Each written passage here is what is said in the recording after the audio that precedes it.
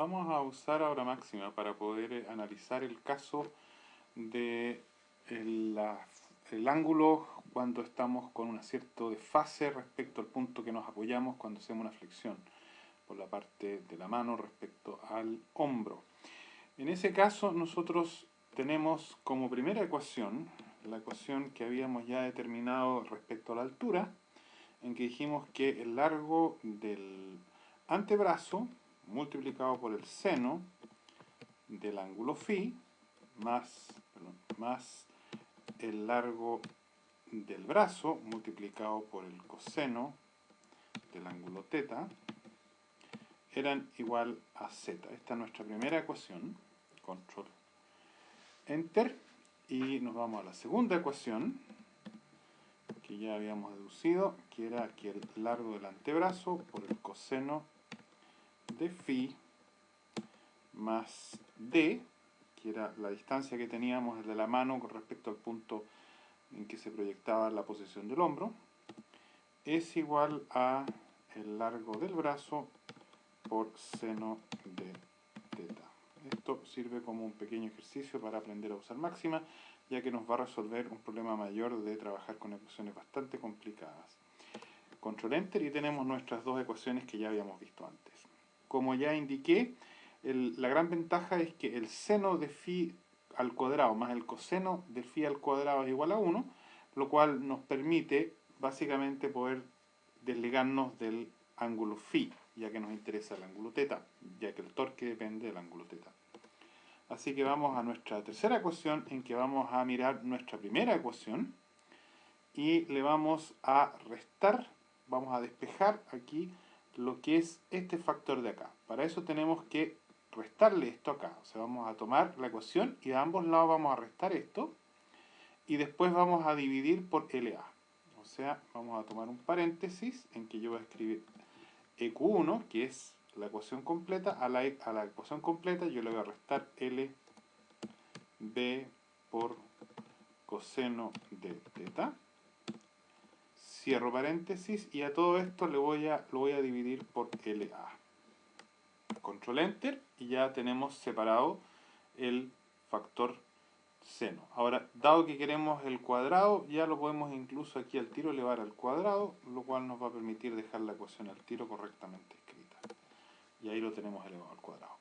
Vamos a repetir la misma operación con la otra ecuación, con esta ecuación de acá, en que vamos a restar en este caso el d y vamos a dividir por LA nuevamente. O sea, abrimos paréntesis, tomamos EQ2, la segunda ecuación, le restamos el d, lo dividimos por LA, lo elevamos al cuadrado aquí, lo elevamos al cuadrado ahí, y Enter, Control Enter, y tenemos nuestra segunda ecuación. Lo cual significa que si yo ahora me sumo este término con este término, aquí voy a obtener un 1 y me voy a quedar en el otro lado con esta expresión de acá. Así que nuestra próxima ecuación, la quinta, va a ser el 1, que se obtiene de la suma de estos dos, más, y ahora necesito lo que está al lado derecho de esta ecuación, más lo que está al lado derecho de esta ecuación. Así que es el 1 igual a right hand side, lado derecho, EQ3 más right hand side EQ4. O sea, la suma de estos dos nos da este 1 y a este otro lado voy a tener esta expresión que es el right hand side, el lado derecho del EQ3 y acá el right hand side del EQ4.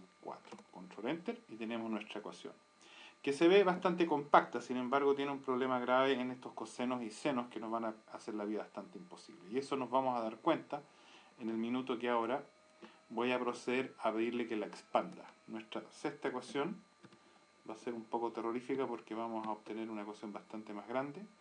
Expandir EQ5. Y ahí tenemos ya la ecuación un poco más grande. Ahora, para poder trabajar en física cuando uno quiere llegar a cosas más generales, lo que uno hace es introducir variables que sean adimensionales. Eso me permite graficar cosas en que yo no tengo que asumir valores concretos, sino puedo mantener sencillamente relaciones. Y en este caso, si ustedes se fijan acá, tenemos z, algo que tiene que ver con largo. Acá tenemos el largo del antebrazo, nuevamente un largo. Así que esto aquí no tiene dimensiones. O sea que es conveniente introducir una nueva variable que justamente nos permita ahora tratar de reemplazar este efecto. Así que lo que vamos a hacer, vamos ahora aquí a ingresar como próximo una evaluación, EQ7, en que vamos a evaluar la ecuación EQ6, en que vamos a introducir un par de cosas. Por ejemplo, el z lo vamos a igualar a un u sub z, una distancia en z pero normada, multiplicada por el L sub a.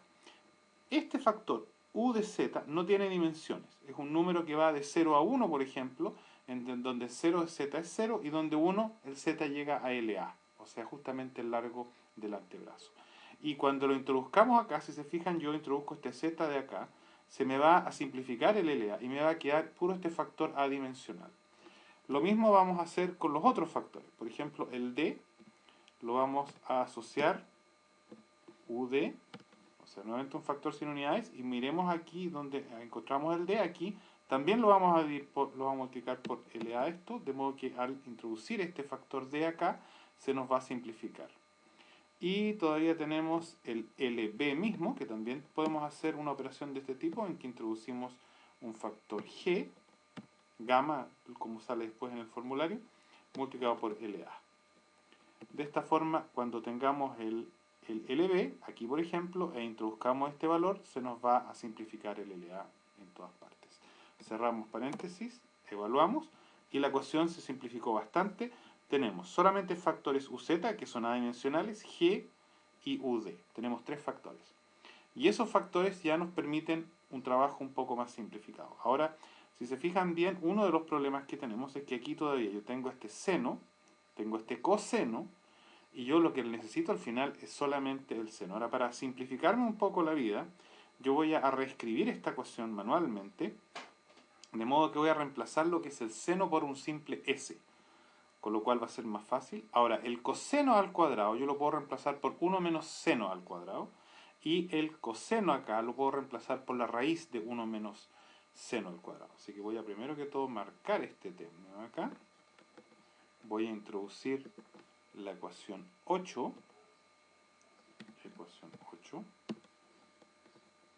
Aquí introduje este factor. Y ahora voy a reemplazar. Por ejemplo, aquí en vez de tener seno de teta, voy a dejar solamente el S. Acá, nuevamente, solamente el S. Acá donde tengo este coseno, como ya indiqué, voy a reemplazarlo por 1 menos, tengo que borrarlo acá, seno, el cuadrado va ahí, cerrado. O sea, lo que aquí era el coseno que teníamos anteriormente, era el g al cuadrado por el coseno, quedó como 1 menos seno al cuadrado. Y este coseno de acá, este es un poco más complicado, ya que el coseno es raíz de 1 menos seno al cuadrado. Aquí tengo que poner el símbolo de raíz, 1 menos s al cuadrado. Y con eso nuestra ecuación se simplificó un poquitito. Tenemos ahora los famosos factores s. Ahora, para nuevamente aquí poder simplificar esto, yo lo tengo que llevar a una expresión en que tengamos solamente la raíz separada para poder cuadrarlo y poder llegar a los s, definitivamente.